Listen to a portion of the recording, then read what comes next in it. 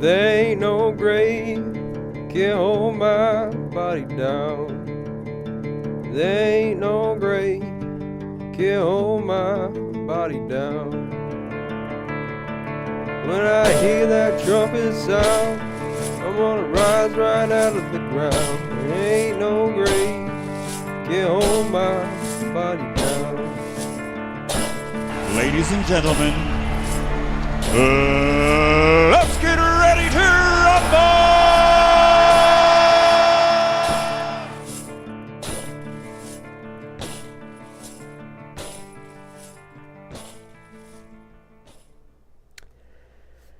Welcome, everybody, to the first edition of the Trevor Shea podcast.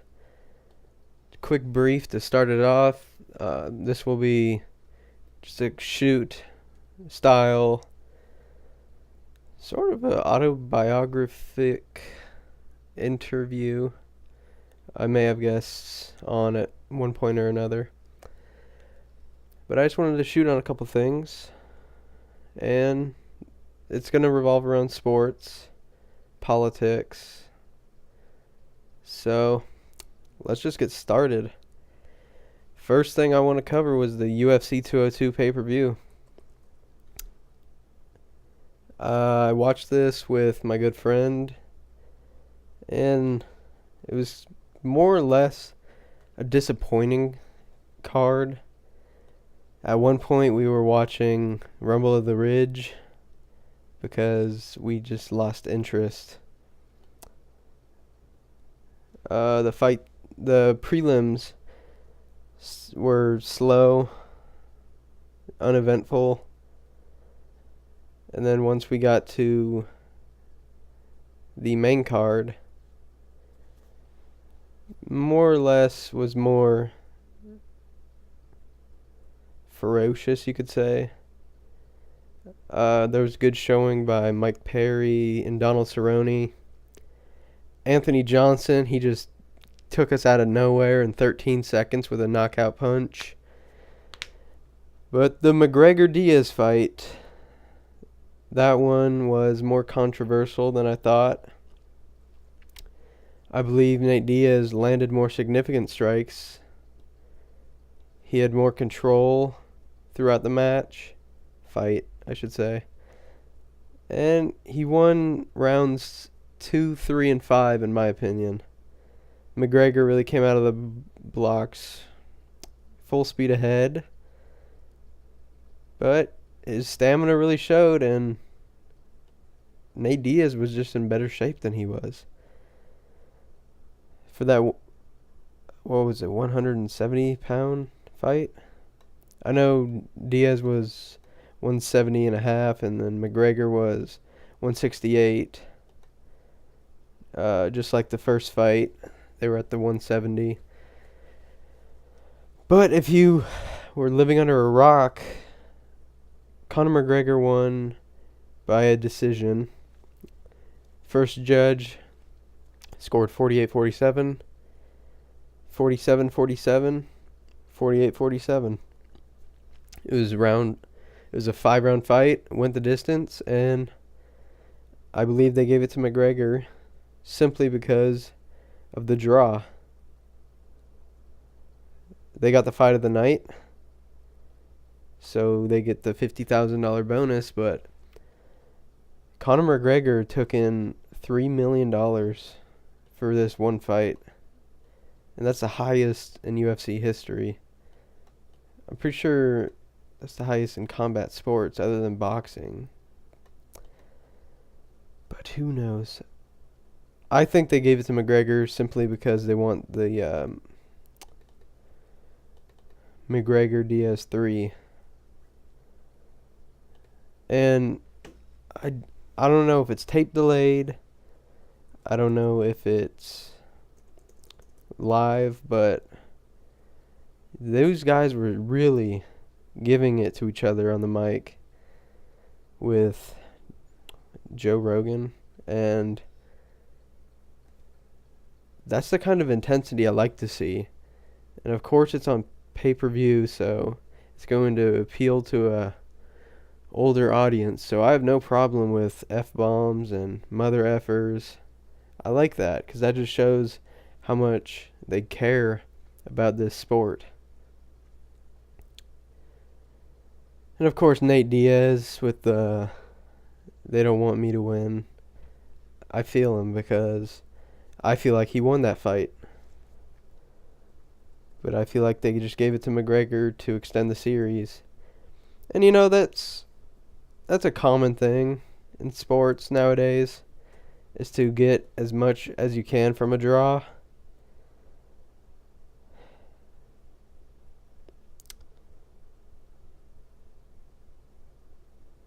Dana White recently said to Megan Livy, "We're definitely not doing this a third time right now." But you know they're going to do it a third time. There has to be a rubber match. Especially with those two. You know that they want to. And it's going to be at 155. It'll probably be for the belt, because McGregor hasn't defended that thing in a year or so. But all in all, compared to 200, I thought it was pretty weak. A weak card. UFC 203, which will be live from Quicken Loans Arena, will be Miocic versus Overeem will be the main event. But the significant draw on that card will of course be CM Punk versus Mickey Gall. This is Mickey Gall's first large drawed fight. It's on a UFC pay-per-view, and it's against a guy, CM Punk, making his debut, fresh out of the WWE. I think they're going to be doing this at 170. Mickey Gall, he is 2-0, 100% submissions. I mean, just because the wrestling fan in me, I'm going to be rooting for Punk. I don't know where you go from here. Win or lose for him. I know this is a quote-unquote lifelong dream, but we'll just see. I wish the best for him. Miocic, he is the champion going against Overeem, Alistar Juicereem. I'll be rooting for Miocic on this one. There's Travis Brown against Fabricio Werdum. I think Werdum will take this one. Uriah Faber will be going up against Jimmy Rivera. California kid is coming into this one at 33-9. And you got to believe that he only has a few more fights in him. So let's see if he can't grab a title before he walks out. Beth Correa is back on the card, going against Jessica I. Correa will take that one. I think this one's just going to be a squash. And that's about it. There's a few more fights, but I mean it's a good card. It definitely has its big. It's going to be a big draw because all the wrestling fans will be flocking over. And speaking of wrestling, we'll use that as a segue to head over to NXT TakeOver, which was by far the better show this weekend.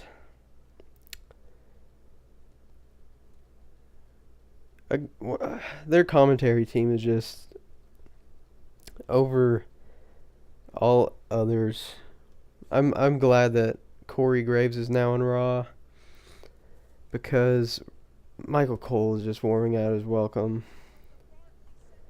So the first match, we got Austin Aries versus No Way Jose, and it ended in a submission. But the big flock about this one was Hideo Itami making his way to the ring, dressed in a suit, eyeing down Aries, and he finished that whole segment, you could say, with a go to sleep. The crowd was chanting go to sleep, and he delivered, and his shoulders looking great. The next match on the card was Ember Moon against Billy Kay. Billy Kay's been getting a weird push, but that came to an end against Ember Moon, who had probably the best finisher in the past year, 2 years. Diving off the top rope, torquing her body, and finishing with a stunner. Easily botchable move, but what a sight. That move alone will be a draw. Then you have Bobby Roode against Mr. 100. Bobby, of course, wins his debut match, coming down from the rafters, just like Shawn Michaels at WrestleMania 25. But this time it was all blue everything, as Glorious was being sung by all the fans. Rude, he's probably going to be Nakamura's next program, because Joe has to be sent up now. SmackDown needs him. I don't know if you put him on the same show as Balor. I think you save that for WrestleMania. But SmackDown needs all the help that they can get right now. The Revival, they defeated Gargano and Ciampa via submission. Match of the night. This was the best match of the night. I'm not a big tag team guy, but this match just had something special, because you really didn't know who was going to win until that last sequence. The double heel kicks resulted in a 3 count, and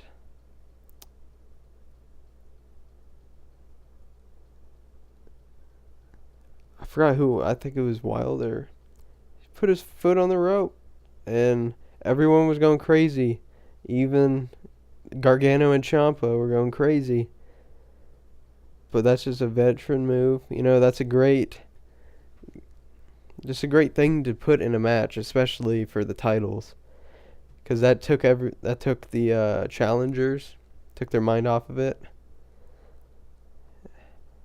And the reverse figure 4 ended the match. The women's title match, it was okay. Bayley's going to be called up anytime soon now. That's why she lost. Didn't get the program. From here, I guess you go Asuka and Ember Moon. But she needs a new name. That's just terrible. Then the Shinsuke Nakamura and Samoa Joe. Amazing entrance by Lee England Jr. Nakamura's entrances are usually the best on the card. Samoa Joe, he just did his thing. He can carry a match. Nakamura, he can carry anybody. And when you have two guys like that, you're going to get magic. And it took 2 Kinshasas. Joe, I think it was just kayfabe, but he was holding his jaw. And the ref was throwing up the inevitable X. So from there, I think Joe just gets called up. And to SummerSlam we go. This was a disappointment. Second biggest pay-per-view of the year, and it was just so bad. So the kickoff show, You knew that Sheamus would win, so the babyface could follow. Sami Zayn and Neville defeated the Dudley Boys, and then American Alpha, the Usos, and the Hype Bros, they beat the heels. Breezango, who's probably the second best tag team on SmackDown. I like Breezango. Great workers. Chris Jericho and Kevin Owens defeated Enzo Amore and Big Cass. I like that. They need all the heel heat that they can get. Hopefully they get a program, because Jericho will be taking time off here in a few months. So may as well send him out while putting over Kevin Owens. The women's title match, that was probably one of the better matches on the card.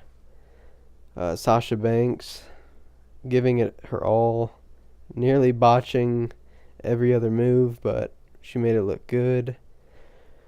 Charlotte countered the bank statement, rolled over for a pinfall for one of the more shocking finishes, but still a great way to finish it. The Intercontinental title match, skip. It wasn't really anything. Miz had no offense until he hit his finisher. So AJ Styles and John Cena, that was the best match on the card. Not just because of the finishers and everything, but those two, they just have chemistry. You know, they could definitely work with anybody. Especially Styles. He's just such a good worker in the ring. And it was definitely a good story, a good build up. Cena, he left his wristband or his armband in the ring because he'll be taking time off. But AJ Styles finished it with a Styles Clash and a phenomenal forearm for the 3 count. The tag team titles, Jon Stewart was there. Yeah, woo. I think they just gave the New Day, they're trying to write off Demolition as the longest reigning tag title holders due to the lawsuit, the concussion lawsuit. So I think the New Day will have them for a few more months. But Big E came down and the baby faces interrupted and caused the DQ to hold on to the titles. So I thought that was funny. WWE World Heavyweight Championship match was very disappointing. The crowd was dead because of the Cena Styles. The heavyweight title wasn't the main event, so that was a letdown. Dolph Ziggler, he got a super kick, a zigzag. He even hit Dean Ambrose with a DDT, but Dean Ambrose hit one DDT on Ziggler and it ended the match. So it was a really bad finish. Ambrose could have debuted a new finisher, because you can't, your world title guy, who's also terrible on the mic, has no charisma, can't represent for the company, looks like he's drunk every time he walks through the curtain. He can't finish with a DDT. But he did, and once again they buried Dolph Ziggler, who probably won't be on TV for a few weeks, but he'll be there. Nikki Bella, Natalya, and Alexis Bliss. Nikki Bella returns from injury with a babyface pop, but she works the heel. She wins it for the heels, beating the face team of Carmella, Becky Lynch, and Naomi. I don't know why Becky Lynch isn't getting the win for the faces. I guess they're just trying to put Nikki Bella back on top, but it was Carmella who took the L, so she shouldn't even be on the main roster. Universal Championship, this was, I believe, better than the Styles Cena match, But the crowd was just so... that crowd was terrible. They were too worried about the appearance of a belt rather than the spectacle of Seth Rollins and Balor. That was a match that we had been waiting for years, and we get it, and the crowd just ruins it. But Finn Balor, he came out with his demon entrance. They called him Finn Balor, the Demon King, which should have been in reverse, should have been the Demon King, Finn Balor. Rollins, he had his new neon gear, but he carried that match, I want to say, because I feel like he was more in control. But it was Finn Balor winning it with his coup de grace to become the first Universal Champion. And of course they put Roman Reigns above everybody for the United States title. The match never started because Rusev attacked Reigns before the match started. Reigns, he eventually started dominating him, and he speared him, and there was a kayfabe injury, which couldn't start the match. And then Reigns came down the ramp and gave him one hell of a spear. So that was disappointing. So yeah, just too many disappointing matches on this card. And then we get to the main event. Brock Lesnar threw some elbows that probably shouldn't have happened, even though they're even illegal in the MMA. He threw an elbow straight to Orton's head, and blood just started gushing. It wasn't a blade job. It was legit. There's even images on online of the actual cut, and if it was a blade, that's the weirdest shaped blade I've ever seen. But Lesnar gets the TKO victory as Orton lies in a pool of blood, which took 10 staples to close up, and it was rather disgusting. And the crowd, they were just booing the entire time, and they walked off unsatisfied, and a lot of the crowd were demanding refunds.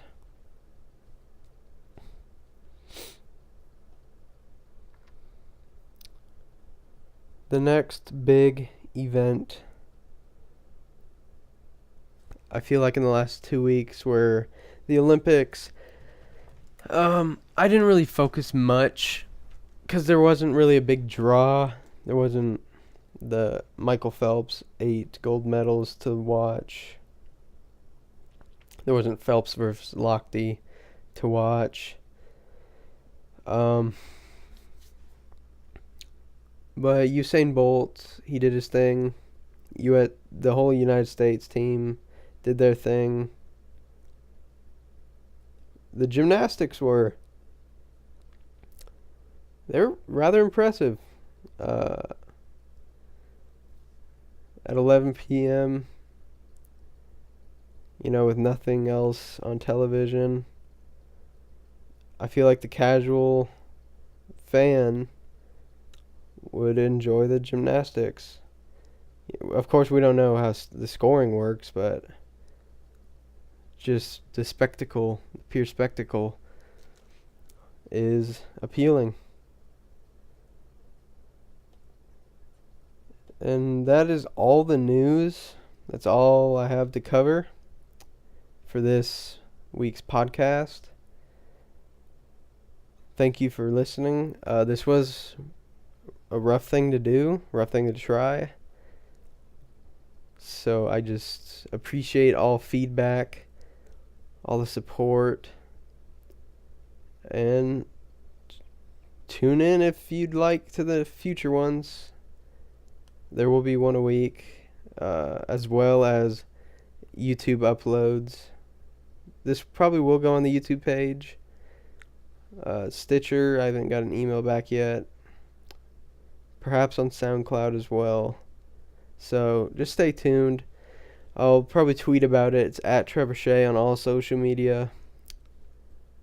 Thank you for listening. Have a good day.